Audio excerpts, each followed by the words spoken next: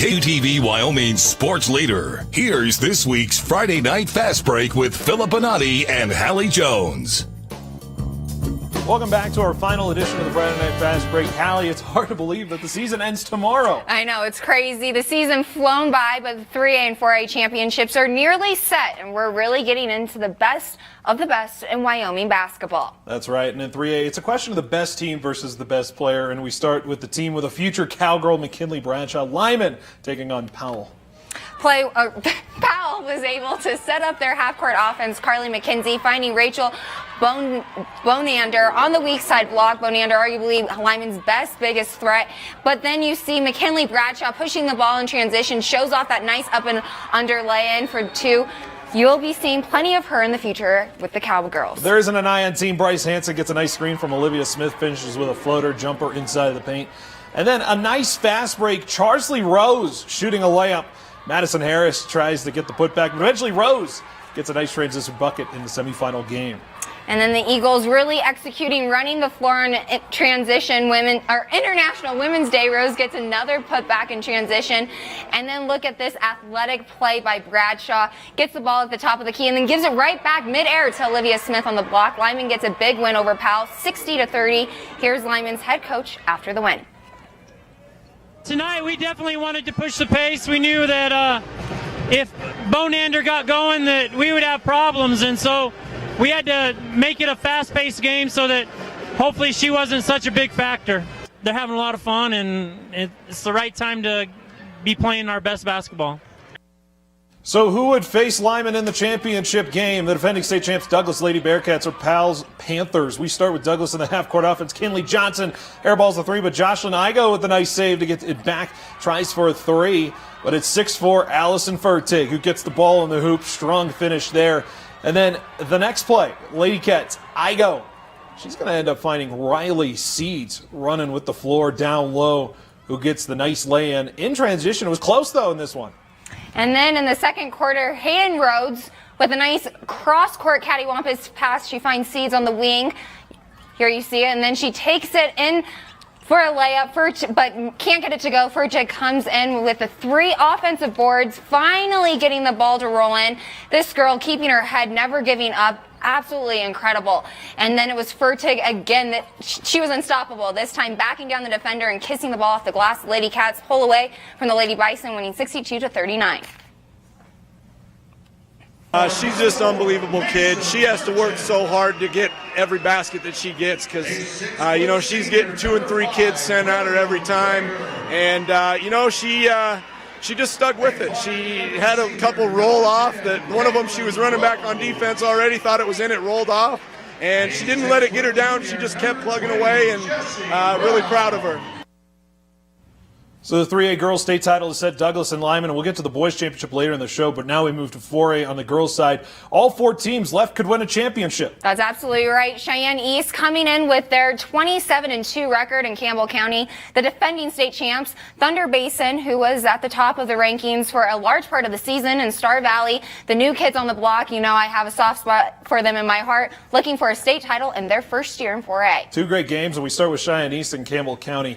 Campbell County led by their leading scorer in the star Riley Hadke. Cheyenne East coming off a 2-point quarterfinal win over Kelly Walsh. Campbell County known for their pressure, and they find early success with it. A steal by Hadke takes it all the way to the basket. Lady Campbell's loved to run, and this game was fast-paced in the first half. Look at the sequence here. Hadke pushing it up to Olivia Castellanos for the easy lay-in, but then Cheyenne East has a trailer of their own. A quick pass up to Madison Blaney, 2 of her 12.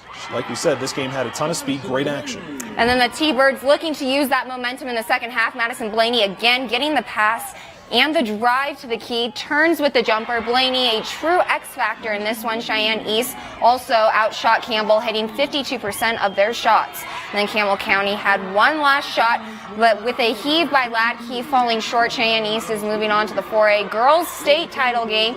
Here's head coach Eric Westling on their overcoming a tough regional tournament to get to the final. It's a belief we have in our kids. They've lost 2 games all year, so that last loss kind of sparked their interest again. Not that they were disinterested, but just got them revitalized in why they do what they do, and I was just proud of them.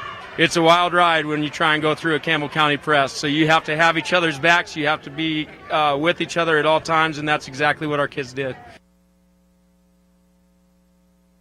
And East in the championship game, Thunder Basin are the new 4A team in Star Valley Lady Braves. Thunder Basin pushing. Jersey Taylor is going to drive and kick it out to Abby Gear. Nothing but net. Her only points of the game, but hey, they were big ones at Star Valley. They came out slow, trying to come back. Otessa Olson finds Olivia Meir, who gets to Abby Coles, a mid-range jumper. She's not going to miss that. Star Valley was down 15 in the second half, only down 8. Next Star Valley possession, Olson getting the ball movement. Going to eventually land, and Shea Erickson's for 3.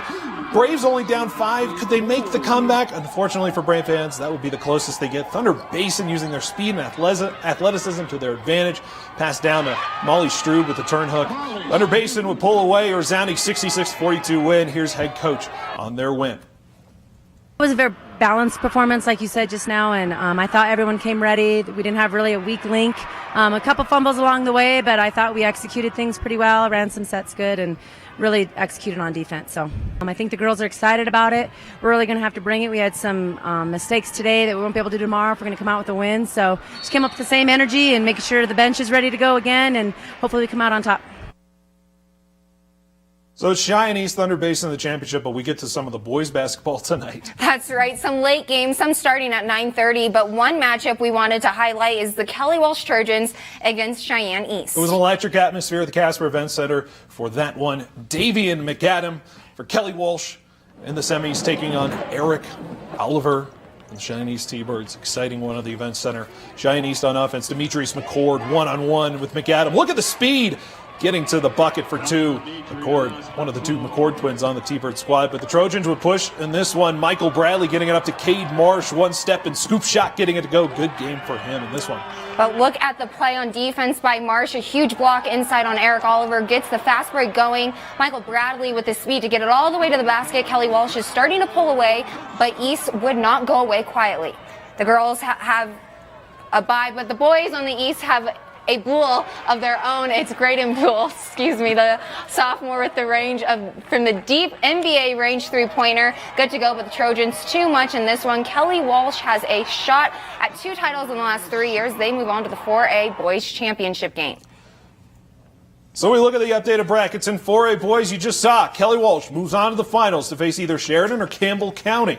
And Kelly Walsh won a championship 2 years ago, Campbell County last year. But the presumed favorites are the Sheridan Brocs. Excited to see that one play out. And then in the girls 4A championship, it's set. Cheyenne East, Thunder Basin, a blockbuster matchup there.